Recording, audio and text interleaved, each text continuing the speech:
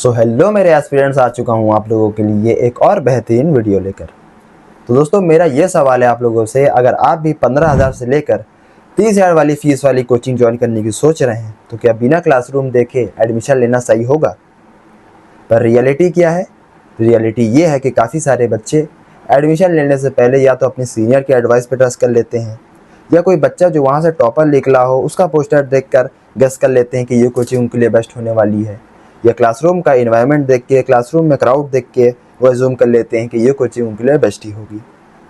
पर उनको तब समझ में आता है जब 2-4 महीना गुजर जाता है, तब उनको रियलाइज़ होता है कि ये कोचिंग उनके लिए ठीक है ही नहीं। जब उनको टीचर की टीचिंग स्टाइल नहीं समझ में आती, इन्वायरमेंट नहीं समझ में आता, पढ़ाने का तरीका नहीं समझ में आता, जब ये चीज़ों से जब वो फ्रस्ट्रेट हो जाते हैं, तब वो सोचते हैं कि मेरा टाइम ख़राब हो रहा है, सिर्फ और सिर्फ मुझको कुछ नहीं समझ में आ रहा है।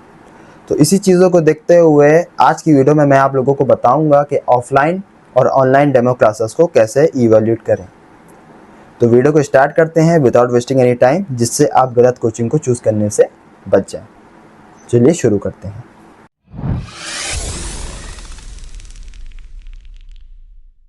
तो सबसे पहले बात करते हैं रियलिटी ऑफ कोचिंग डिसीजन। बच्चे एडमिशन के बाद रियलाइज़ करते हैं कि टीचिंग उनके लेवल की ही नहीं है, स्पीड बहुत तेज़ है, या टीचर से PYQZ उनको सॉल्व करवा रहे हैं। तो ये सारी चीज़ें आप लोगों को क्यों फेस करनी पड़ती है?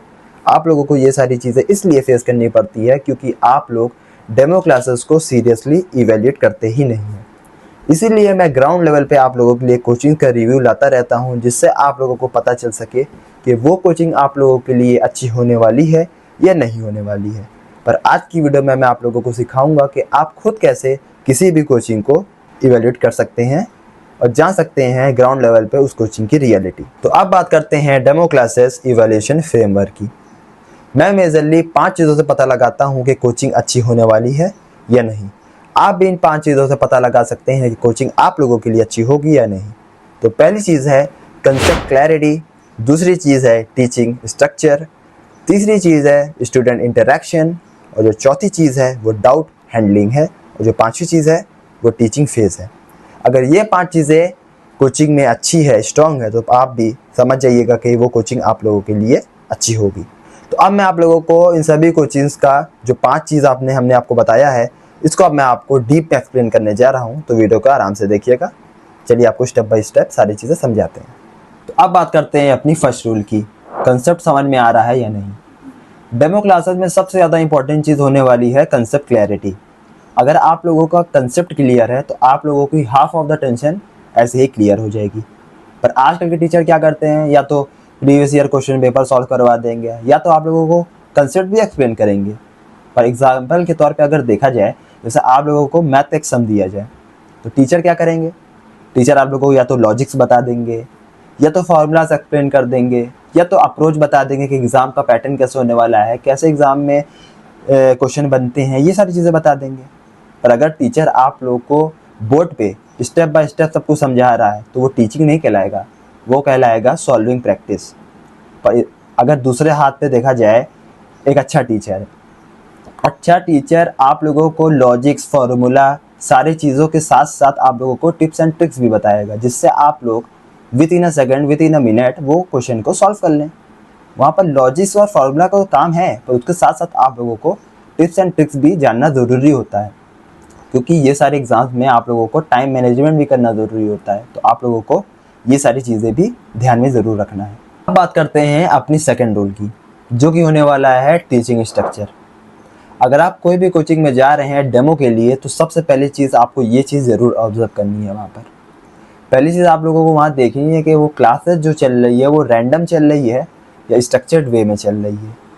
जो एक अच्छा स्टूडेंट होगा और जो एक अच्छा टीचर होगा, वो हमेशा ये स्टेप्स को ज़रूर फॉलो करेगा। पहली चीज़ आती है उसमें कंसेप्ट, दूसरी चीज़ आती है एग्जाम्पल, तीसरी चीज़ आती है प्रैक्टिस, और जो चौथी चीज़ है वो एग्ज़ाम एप्लीकेशन।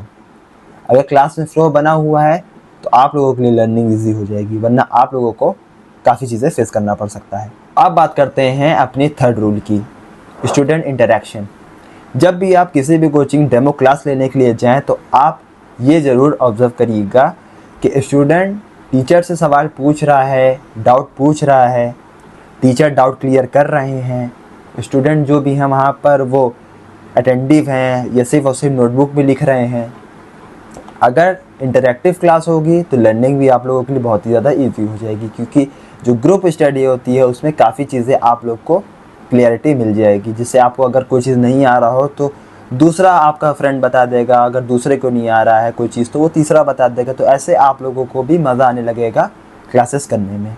तो ये चीज़ें ज़रूर आप जाके वहाँ ऑब्जर्व करिएगा। तो अब बात करते हैं अपनी 4th रूल की कि टीचर डाउट्स को कैसे हैंडल करते हैं। अगर आप डेमो क्लासेस के लिए जा रहे हैं तो मैं आप लोगों को बताने जा रहा हूँ एक प्रैक्टिकल ट्रिक जो कि आप अपने डेमो क्लासेस में यूज़ कर सकते हैं।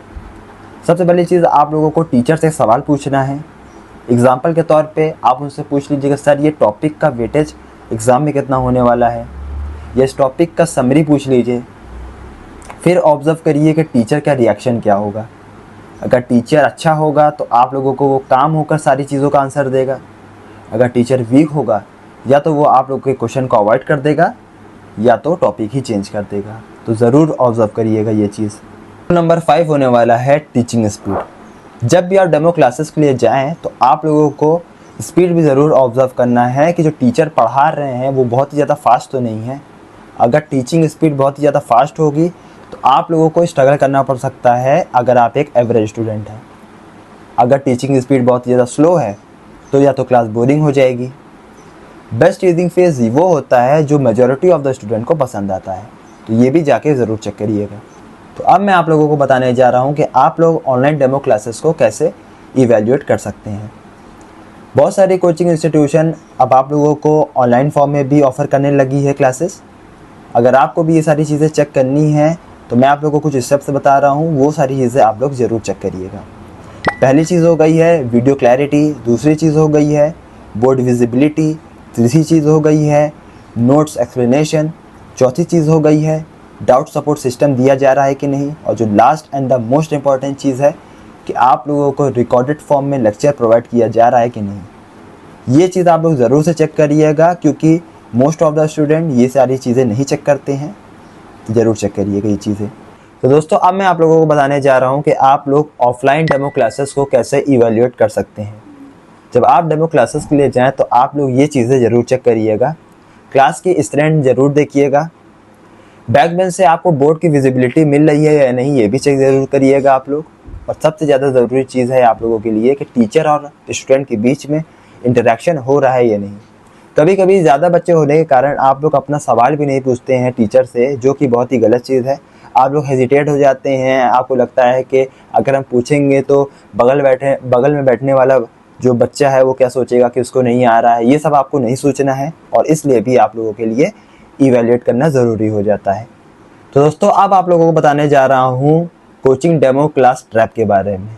इसमें बेसिकली क्या होता है, डेमो क्लासेस में अच्छे टीचर भेजे जाते हैं, जब रेगुलर क्लास की बारी आती है तो डिफरेंट टीचर आ जाते हैं। तो जब आप डेमो क्लास लें तो ये चीज़ ज़रूर पूछिएगा कि जो सर पढ़ा रहे हो क्या सर आप ही रेगुलर क्लासेस में भी पढ़ाएंगे कि नहीं। तो ये चीज़ ज़रूर पूछिएगा वहाँ पर। तो दोस्तों अब आप लोगों को बता देते हैं कि स्मार्ट स्टूडेंट स्ट्रैटेजी के बारे में, कि स्टूडेंट कौन कौन से स्ट्रैटेजीज फॉलो करते हैं जिससे वो एक अच्छा करियर गाइडेंस और कोचिंग सेलेक्ट करते हैं अपने लिए।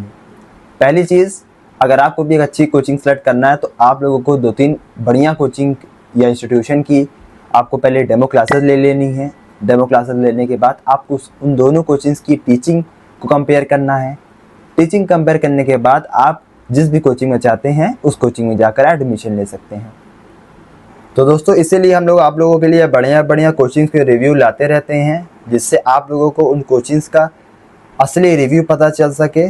क्योंकि आप सिर्फ एडवर्टाइजमेंट देखकर नहीं लीजिए एडमिशन, आप लीजिए टीचिंग क्वालिटी को देखकर डिसीजन। तो दोस्तों अगर आप लोग चाहते हैं कि मैं आप लोगों के लिए ऑनेस्ट रिव्यू प्रयागराज और दूसरी सिटीज़ की कोचिंग्स की लाता रहूं, तो वीडियो को लाइक शेयर सब्सक्राइब करना मत भूलिएगा। और मिलते रहेंगे इसी तरह और भी इंफॉर्मेटिव कंटेंट के साथ।